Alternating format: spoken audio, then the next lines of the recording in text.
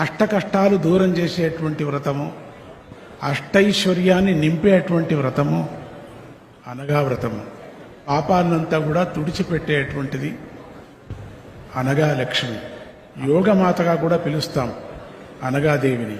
ఈ వ్రతము 8 విధమైనటువంటి సిద్ధుల్ని మనకు ప్రాప్తిస్తుంది.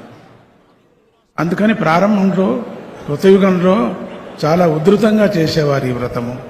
రాజ్యం కావాలన్న వాళ్లకు, భోగ భాగ్యాలు కావాలన్న వాళ్లకు, ఎవరెవరికి ఏమేమి కావాలనో, విద్య అబ్బాలన్న వరకు వాళ్ళ ఆశలు ఏమేమి ఉన్నాయో ఈ మానవ జన్మంలో ఈ వ్రతంతో ఖండితం సఫలం సిద్ధి మనకు కలుగుతుంది.